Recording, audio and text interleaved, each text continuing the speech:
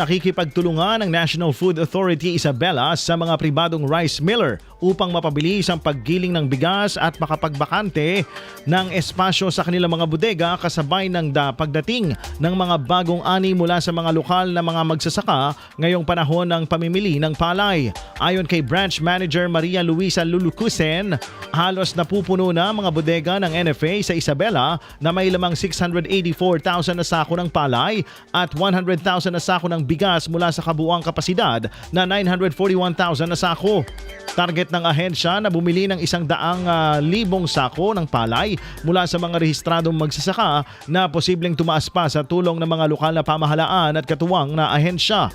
Sinimulan na ang pamimili ng palay sa mga lugar tulad ng Santiago City at San Manuel habang tumatanggap pa ng dagdag na supply ang ibang warehouse sa probinsya upang matugunan ang inaasahang pagdagsa ng karagdagang 240,000 na sako ng palay. Nagsasagawa ang NFA ng mga hakbang tulad ng paghahanap ng karagdagang gilingan at mga pansamantalang bodega. Ipinaalala ni Lulucusen na tanging mga magsasakang rehistrado sa Registry System for Basic Sectors in Agriculture o RSBSA at may sapat na beripikasyon ang maaaring magbenta ng palay sa NFA. Tumatanggap o tinatanggap lamang ang tulong palay o ang tuyong palay at hinihikayat din ang mga RSBSA registered na individual kabilang ang mga mangingisda na bumili ng bigas mula sa NFA sa halagang 20 pesos kada kilo hanggang 10 kilo bawat transaksyon.